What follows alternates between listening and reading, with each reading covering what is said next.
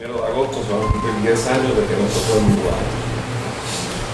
Y para nosotros es en este tiempo de nuestras vidas y en este tiempo de la vida de su iglesia y en este viaje en específico donde el Señor nos ha concedido poder ver a muchos hermanos que hacía años no veíamos. Y entonces ha sido de gran reafirmación a nuestras vidas. No solamente para nosotros, ha sido de mutua reafirmación, pero también ha sido la realidad de que el Señor nunca nos abandona. Amén. De que el Señor va con nosotros, fue con nosotros en ese momento, cuando no sabíamos lo que no sabíamos, no conocíamos, no sabíamos qué nos esperaba, pero hemos visto como Dios, aún cuando uno sale a otros lugares, uno siempre busca el efecto, el factor, la palanca, que con quién me voy a conectar, ¿verdad? Pero es que no teníamos palanca, no teníamos nada, no teníamos absolutamente nada. La única palanca que teníamos era el Señor que nos estaba enviando y sabíamos la certeza de que el Señor nos estaba enviando en ese momento.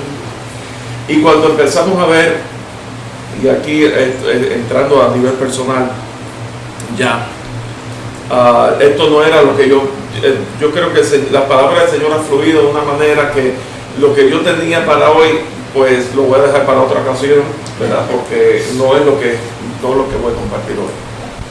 Y lo siento así bien claro, estoy claro delante del Señor en eso. Pero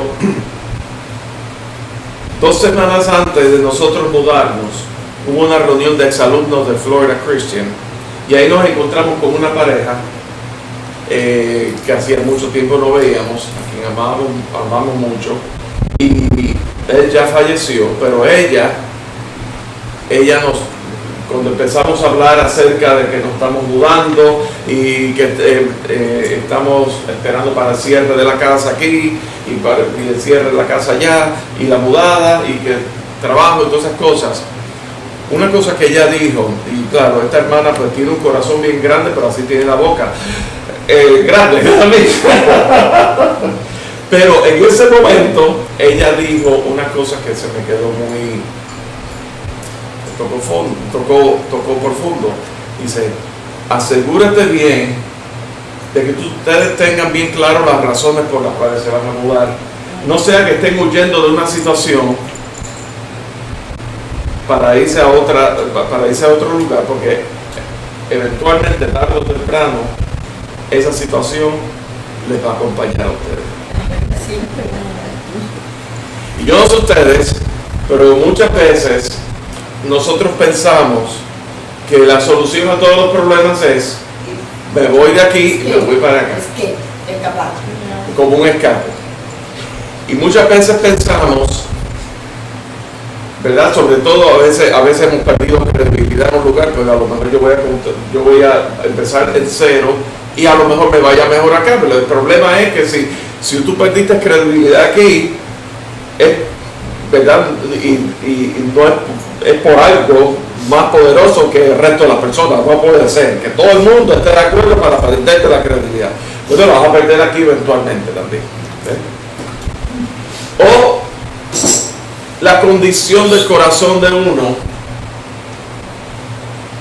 se la va a llevar con uno. Y durante ese tiempo, sure enough, recién mudados para Carolina del Norte, tuvimos una crisis muy grande con nuestro hijo mayor, que dicho sea paso, yo comparto esto con el permiso de él. Yo le dije que cuando sea necesario, pues iba a traer esto a colación, y me dijo que sí. Así que no es secreto. Una crisis de cuestión de ajustes, de cambio, que tuvimos que ir hasta a buscar ayuda, ¿verdad?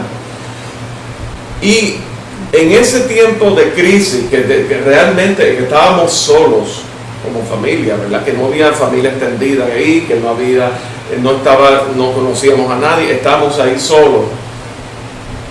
Al poco tiempo, pues me doy cuenta vamos a ir voy a una conferencia donde lo que yo estaba buscando era información acerca de apologética, cómo defender la fe, la defensa de la fe. y uno de los conferenciantes habló acerca del afecto hacia Dios, y que si yo no tengo que no importa cuánto conocimiento apologético yo pueda tener, en realidad eso no es lo que va a convertir al inconverso. La defensa, sí, uno puede, es un iniciador de conversación, es un rompehielos, ¿verdad? Pero en realidad la obra es del Espíritu Santo. Amén. La obra en realidad de la conversión, yo no puedo convertir a nadie puede convertir a nadie, es la obra del Espíritu Santo. Amén. Pero entonces una de las cosas que habló fue en ese momento acerca, primero, del afecto hacia el Señor, y lo segundo es de nuestra vida, en que la tendencia de vivir nuestra vida en compartimientos. Amén. De vivir nuestra vida de acuerdo a los distintos roles de tareas que nos desempeñamos, y entonces hacemos un compartimiento en mi vida familiar, hago un compartimento de mi vida profesional, hago un compartimento de mi vida estudiantil, si fuera ese caso, y hago un compartimento de mi vida espiritual, y dentro de mi vida espiritual hago un compartimento de los domingos. Y entonces aquí yo me hallaba en una situación de que este hombre estaba compartiendo, diciendo esas cosas bien claramente. Y eso trajo a mi vida eso impactó de tal manera, porque en medio ya no tenía, usualmente yo recurría a mis mejores, a los hermanos, a la familia, a mi mejor amigo, y así, con quien yo tenía comunicación, a las personas así, no teníamos a nadie. Y eso que fue el comienzo de una reflexión que todavía no ha terminado, en 10 años, de la condición inherente mía, de que Dios tenía que tratar con mi familia, conmigo primero. Habíamos venido de una crisis aquí, reciente, hace un año o algo así, no por pruebas que el Señor traía, no era por cabezonerías mías, por errores míos, horrores míos, y por yo salirme, y el Señor había experimentado la misericordia, la gracia restauradora del Señor. Pero yo estaba fresquecito en ese asunto todavía, y de ahí el interés por la apologética. Pero Dios tenía que tratar conmigo, y está tratando conmigo, y cuando yo comparto esto individualmente, pues a veces pues surge planteamiento. Pero mira, yo vengo de una situación, y yo quiero que ustedes me entiendan, yo vengo de una situación en mi vida que por 30 años de mi vida, en aquel entonces yo tenía 37 años, hace 10 años, hagan las matemáticas, ahora la edad mía, okay. Yo tenía 37 años cuando nos mudamos a Carolina del Norte. Yo me convertí al Señor, nosotros venimos al Señor, yo vine al Señor cuando yo tenía 7 años. O sea que en ese momento yo tenía 30 años de estar dentro de la iglesia. Y nunca en mi vida yo me había relocalizado de una congregación a otra. Mi expediente, mi récord ha sido de per se bastante consistente en donde el Señor nos ubica. Y siempre ha sido el tema de la relocalización el motivo por el cual pues ha habido un cambio de una congregación a otra. ¿Me doy a entender? Bien. Pero en Puerto Rico, en mi país, yo estaba en una situación donde estaban mis tíos, mi tía, mi padre, mi madre, mi abuela, mi prima hermana, mis primos segundo, y todo eso, era una situación de familia.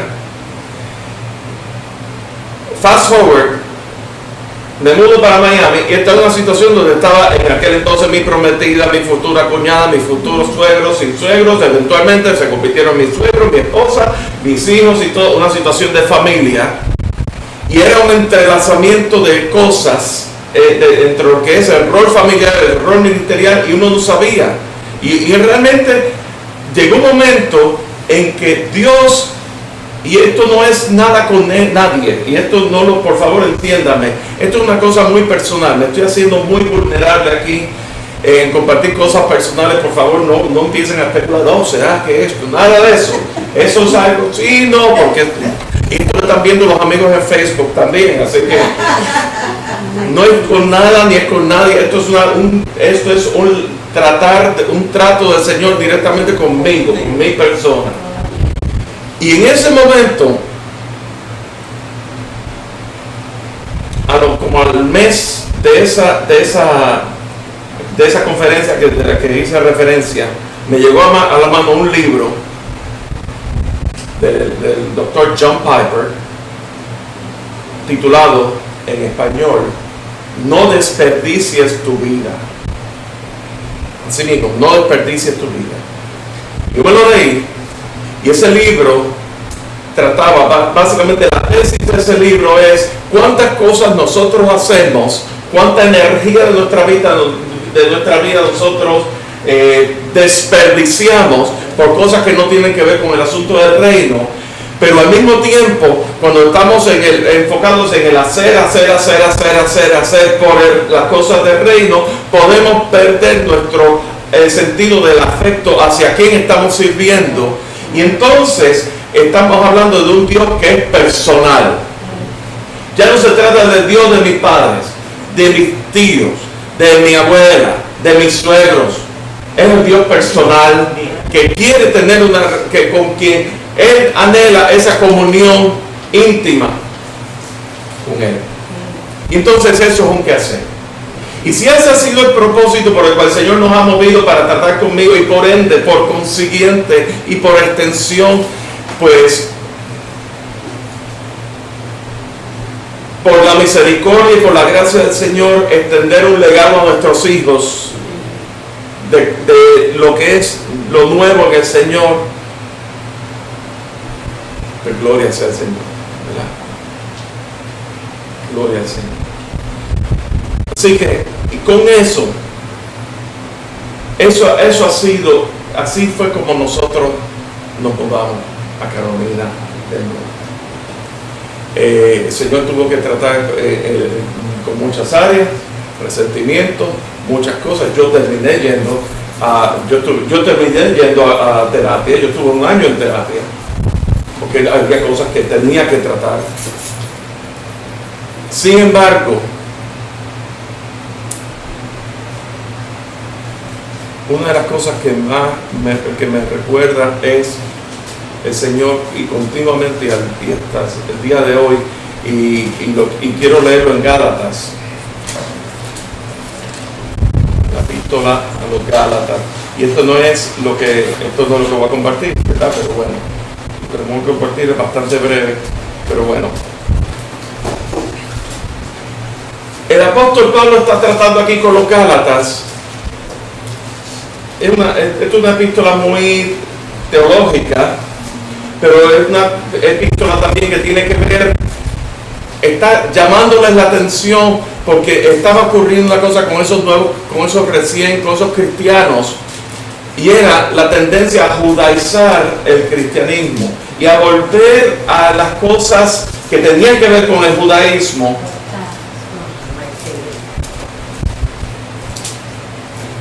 Que tenían que ver con el judaísmo por cuestión de la ley y por cuestión de tradiciones y demás. O sea, añadir, ¿cómo decir las cosas? Tratar de amplificar el efecto del evangelio sobre las vidas, amplificándolo con el judaísmo, con las tradiciones, o sea, por ver. Y el apóstol Pablo en el capítulo 6, versículo 11, y con esto Pablo, ¿verdad?, elaboró durante toda la epístola de Gálatas, pero en el capítulo 11, ya terminando en el capítulo 6, versículo 14, dice: pero lejos esté de mí gloriarme, sino en la cruz de nuestro Señor Jesucristo, porque en el mundo me es crucificado a mí y yo al mundo. Porque en Cristo ni la circuncisión vale nada, ni la incircuncisión, sino una nueva creación. Y todos los que anden conforme a esta regla, paz y misericordia, sean a ellos y a Israel, y al Israel de Dios. Entonces aquí Pablo concluye diciéndoles: de aquí en adelante nadie me cause más molestias, porque yo traigo en mi cuerpo las marcas del Señor Jesús. Y Pablo, ¿dónde estaba Pablo escribiendo esta carta? Él estaba en la prisión. Era un hombre que había sido probado, un hombre que sobrenaturalmente había tenido una revelación de nuestro Señor Jesucristo. Primero era perseguidor en cuanto a celo, perseguidor de la iglesia, ¿verdad? Y el Señor se le revela personalmente camino a Damasco. Y eso ocurrió, hizo un efecto tan estremecedor en su vida y tan radical en su vida, que dice que inmediatamente predicaba. Eso no significa que Pablo no tuvo un tiempo de formación en su ministerio. Significa que inmediatamente de lo que había recibido en ese momento, él predicaba. Y él obviamente él fue discipulado, me imagino yo, ¿verdad? Él fue discipulado por otros hermanos y fue enseñado hubo un quehacer, y mientras estaba siendo discipulado él ministraba, y su ministerio prosperó y su ministerio maduró. Dios fue quien trajo la madurez, no fue con carne ni sangre. Pero aquí lo que voy es gloriarme en la cruz de nuestro Señor Jesucristo. Y es que por causa de la cruz es el medio por el cual tú y yo somos reconciliados con Dios. Es el medio por el cual nosotros hemos sido perdonados de nuestros pecados. Es el medio por el cual nosotros hemos sido justificados. La cruz. En Cristo Jesús, Cristo siendo Dios tomó forma humana, y Él vino desde el mismo principio. Él vino a morir. Él nació en un pesebre, nació de una virgen, lo cual es tipo de sin pecado, ¿verdad? El puro, de pureza. Eso es lo que quiere decir. Pero al mismo tiempo, él tenía que tomar forma humana, porque siendo Dios, y el carácter divino de Dios es el carácter eterno de Dios, y siendo Dios en su carácter eterno, Él no podía morir. No había esa capacidad de morir. Tenía que tomar forma humana, porque humano, ahí Él podía morir. Pero nunca pecó. Nunca pecó. ¿Por qué? Porque él fue tentado, y eso lo tratamos hace unos años atrás en una enseñanza aquí. Él fue tentado, pero nunca pecó, porque en su naturaleza humana fue revestida, fue protegida por su naturaleza divina. Así que Jesús, esa idea que Jesús es mitad hombre y mitad Dios, eso es una mentira, es una herejía. Jesús es todo hombre y todo Dios. Es todo Dios y todo hombre. Jesús, hombre, sin su encarnación, nuestra redención no hubiera sido posible. Sin el nacimiento virginal, nuestra redención no hubiera sido posible. Entonces, Pablo reconoce eso. Y Pablo reconoce que Jesús murió en la cruz, y por causa de la cruz se estableció toda la plataforma de la salvación de toda la humanidad, porque de tal manera amó Dios al mundo. Amén. Y esa salvación toma efectividad en aquel que pone su fe en la obra redentora de Cristo Jesús. Amén. Y con su muerte, Él satisfizo toda la justicia de Dios. Jesús, básicamente lo que ocurrió fue que toda la justicia de Dios por el pecado de toda la humanidad le fue imputada a Jesús hombre, que a su vez es Dios, que no pecó, ese cordero inmolado desde antes de la fundación del mundo, destinado a ser inmolado desde antes de la fundación del mundo. Ahora bien, Jesús al tercer día Él resucitó, y con su resurrección Él venció el poder de la muerte y venció el poder del pecado, ¿verdad? Venció el poder del pecado.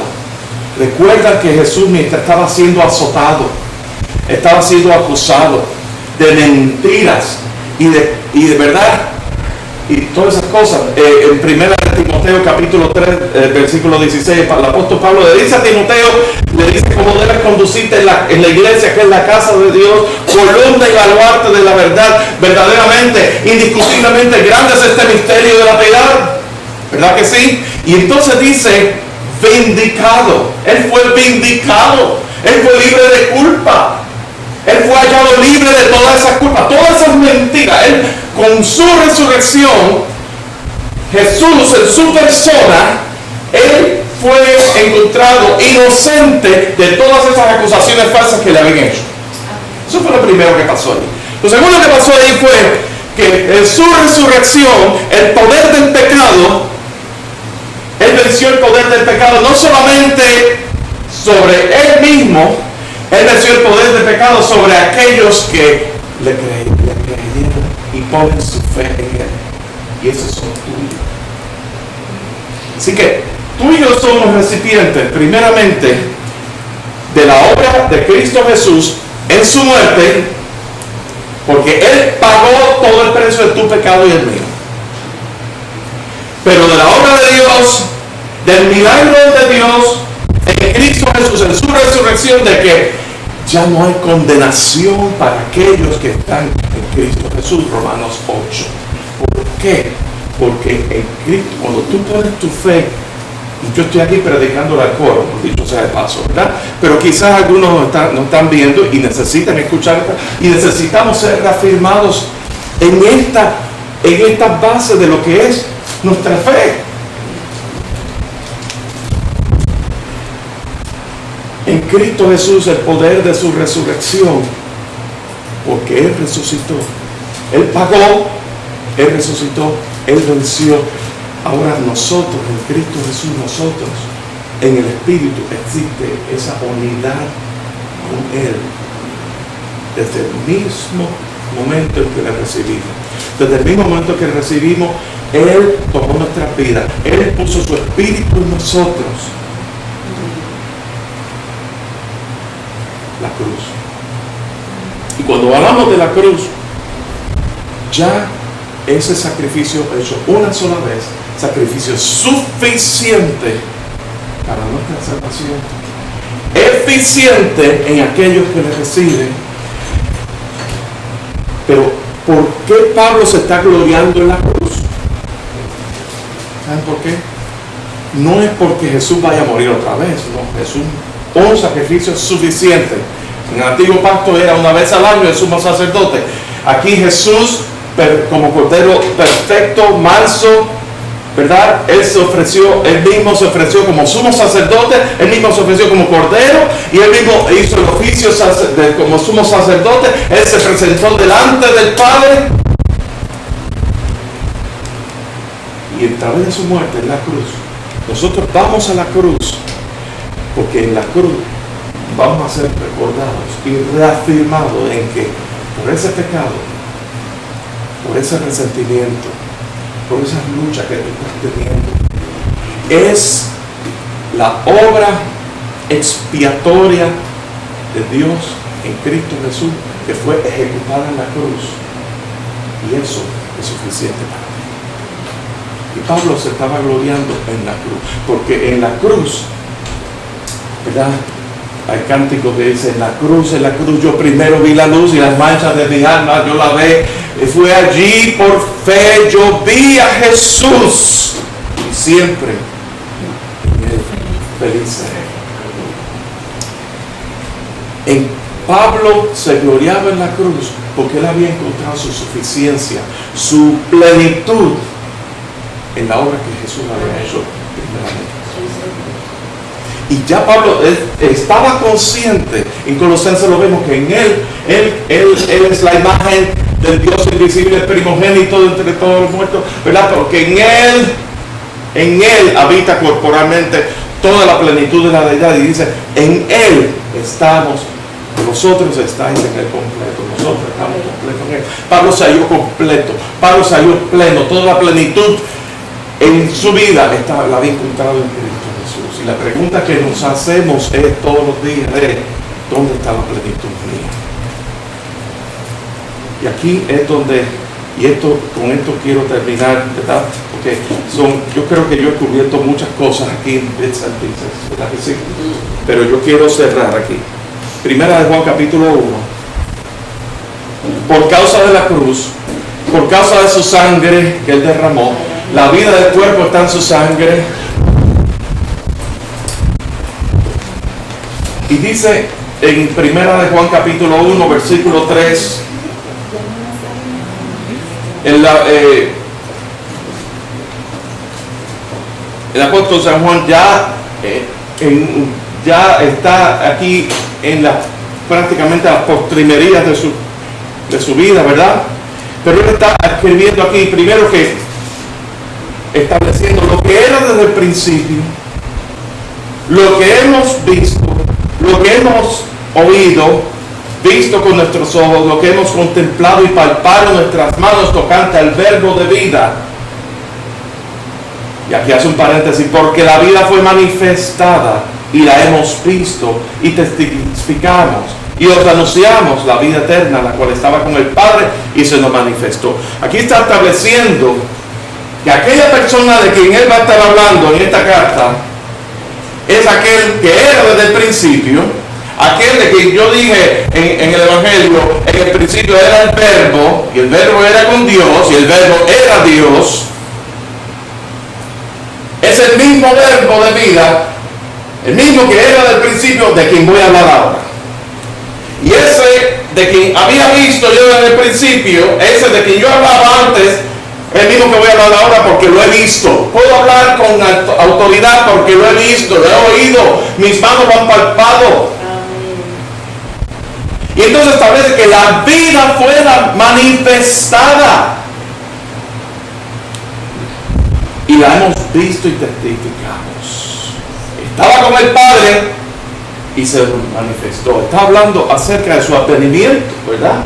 Él estuvo aquí y aquel verbo se hizo carne y habitó entre nosotros. Ahora viene el versículo 3. Lo que hemos visto y oído, eso os anunciamos. Y aquí está el propósito por el cual Juan escribió esta carta, para que también vosotros tengáis comunión con nosotros, y nuestra comunión verdaderamente es con el Padre y con su Hijo Jesucristo. Entonces dice, estas cosas os escribimos para que vuestro gozo sea cumplido.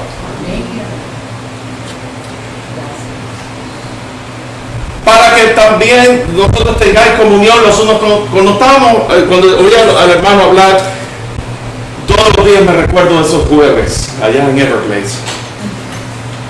Lo que sí, verdad, la obra del Señor. Y la obra del Señor en ese tiempo en mi vida, donde yo estaba un poco menos maduro que ahora.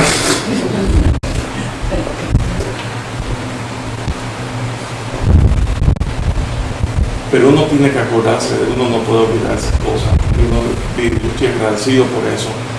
Y el Señor nos envía, pero nuestra comunión en el Espíritu es verdaderamente con el Padre y con su Hijo Jesucristo. Nadie viene al Padre si no es por mí, dijo Jesús. Jesús, camino, verdad y vida. En el Antiguo Testamento, en el libro de Génesis, estaba el árbol de la vida allí, ¿verdad? Y aún vemos como a través de todo el Antiguo Testamento, como Dios va desdoblando esa revelación progresiva del plan redentor de la historia redentora hasta nuestros días, que se cumple en Cristo Jesús. Y cuando vemos, por ejemplo, en Génesis, y luego se cita, ¿verdad?, que en el Nuevo Testamento, que Abraham creyó y le fue contado por justicia. Abraham creyó la promesa de que de su simiente haría una gran nación, de su simiente, ¿verdad? Entonces ese fue Abraham, y por eso el creer en la promesa que no se había ejecutado, que no había sido, no era el tiempo, ¿verdad? Y todos aquellos que creyeron, y a todos aquellos que están en Hebreos capítulo 11, de los hombres y mujeres que dieron testimonio por medio de la fe, al final del capítulo 11 dice que ninguno de ellos recibieron lo prometido, habiendo provisto Dios algo mejor, para que ellos no fueran justificados aparte de nosotros. Entonces, Abraham creyó y él puso su fe en la promesa que todavía no había ocurrido. Y yo me puedo imaginar, eso era solamente una cosa pequeña de la revelación de Dios. Pero le damos fast forward al tiempo, aceleramos el tiempo, y aquí está Jesús en esta tierra, están con sus discípulos que estuvieron con él, que atestiguaron sus milagros, que vieron y dieron el testimonio de Jesús aquí en la tierra, el ministerio de Jesús aquí en la tierra.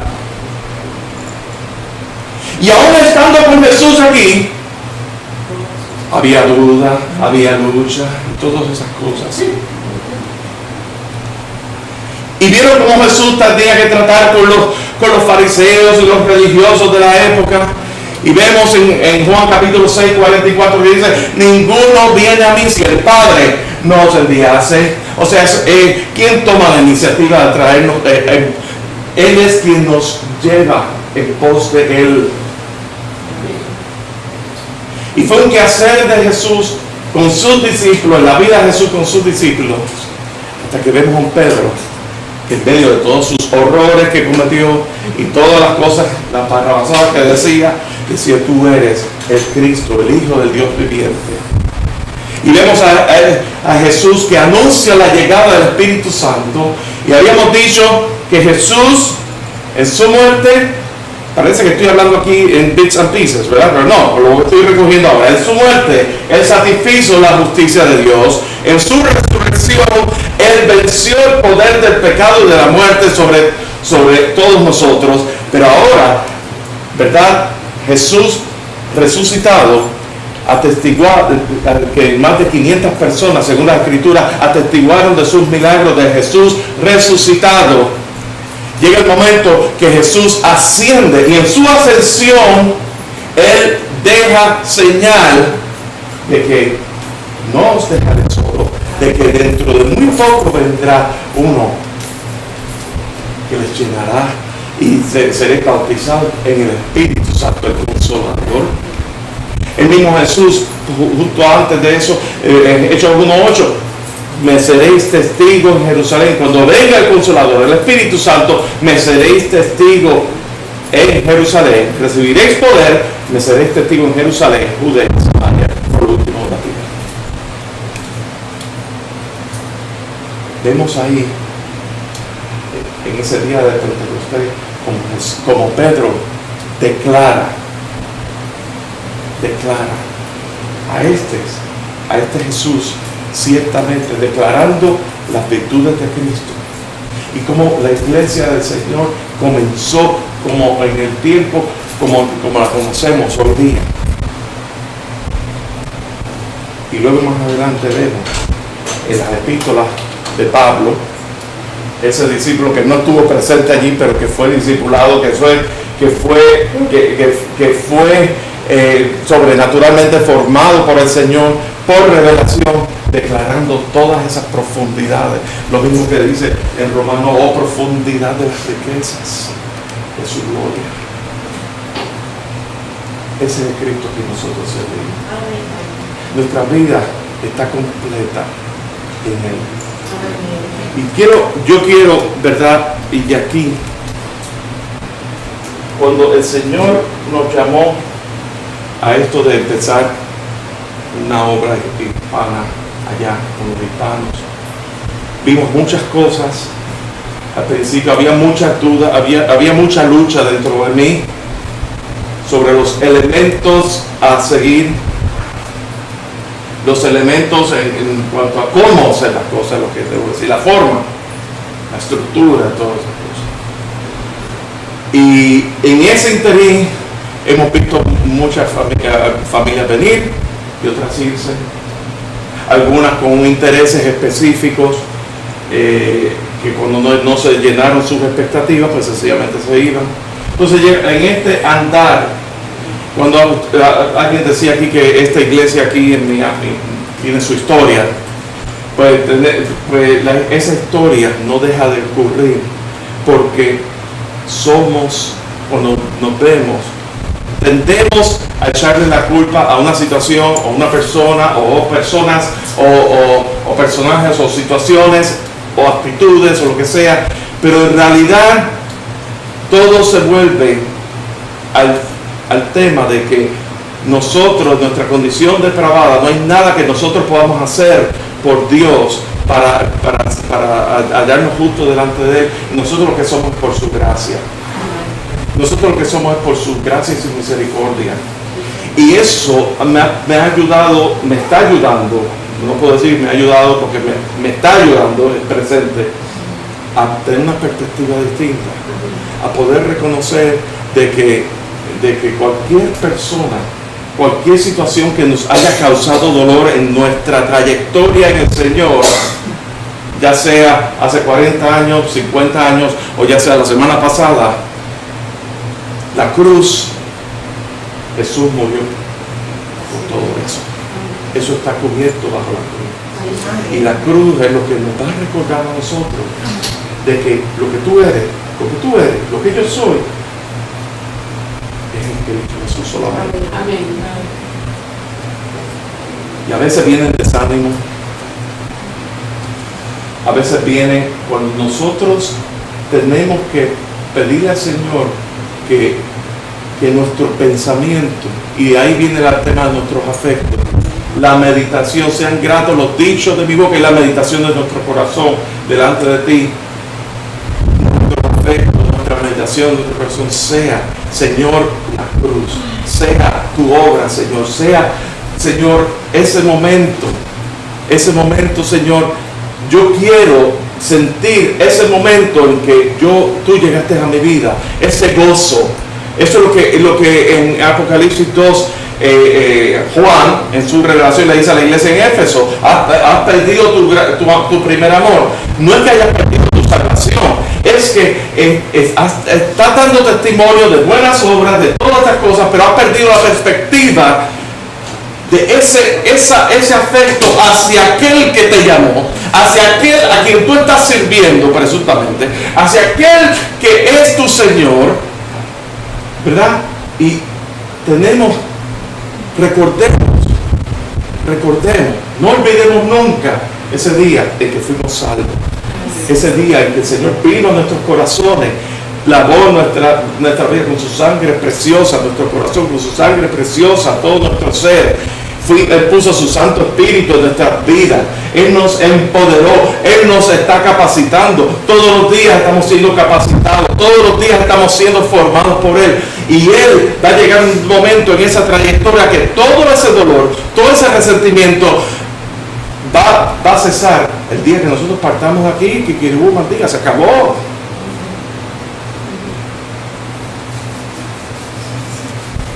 Y de eso es que se trata. Porque de lo contrario nos vamos a sentir fatigados. De lo contrario vamos a estar pensando, vamos a tirar la toalla, nos vamos a sentir, estamos aquí, pues, estamos mayores de edad, estamos viejos, perdemos el sentido de propósito. Cuando oigo el testimonio de Victoria y como el Señor lo está utilizando, eso, hay propósito y tiene que ser aliento en nuestras vidas hasta el último respiro de nuestras vidas. Amén. Mientras tú te pongas un espejo aquí en la pared y se empañe, quiere decir, significa que hay vida. Y mientras haya vida, está la vida de Cristo. Hay propósito. Quizás Quizás no es el tiempo de tú irte a las montañas de los Andes y estar escalando montañas a las comunidades nativas y todas esas cosas. Quizás ese tiempo físicamente es un poco difícil, pero quizás en la multiforme sabiduría de Dios, según el don que te ha sido dado, tú ministres a los demás. Pero eso es un aliento para ustedes, pero es un aliento para mí en esos momentos donde hay veces, literalmente, hay veces que realmente nos sentimos cansados y físicamente. Y yo les confieso que ya son 4 años, ya más a tiempo más completo en lo que es el ministerio, ¿verdad? Y yo nunca había sentido un ataque directo espiritual en la parte de lo que es físico, en la parte de lo que es la salud. Y este año sobre todo ocurrieron muchos cambios en mi familia. Joshua se nos fue, para mí yo no estaba preparado para eso, emocionalmente hablando, y tuve mucho problemas de insomnio, de sueño. Hubo un momento que tuvo que manejarme al trabajo varias veces porque no podía, era una cosa así, pero yo lo puedo reconocer. Y fíjense que llegando del Perú, de un viaje tan victorioso, a los 2 o 3 días antes de venir acá, volvió a ocurrir. Y yo, espérate, esto es inverosímil, esto es algo espiritual, ¿verdad? Esto es algo, el enemigo, todas estas cosas están pasando porque el enemigo no está contento con lo que está pasando. Y muchas veces nosotros queremos ver resultados inmediatamente. Vivimos en un mundo tan consumerista que, ¿verdad? Queremos humanizar el plan de Dios, la obra de Dios, sin entenderla con los ojos y la mente en el espíritu y la mente de Cristo. Queremos humanizarla y nos desesperamos. Pero es que el tiempo de Dios es el tiempo de Dios. Y eso es algo que tenemos que tener gente. Debemos guardar el descanso. Seamos alentados. La obra de Cristo Jesús, tú le perteneces a Él. Tu vida, nuestra vida está escondida con Cristo en Dios. Amén.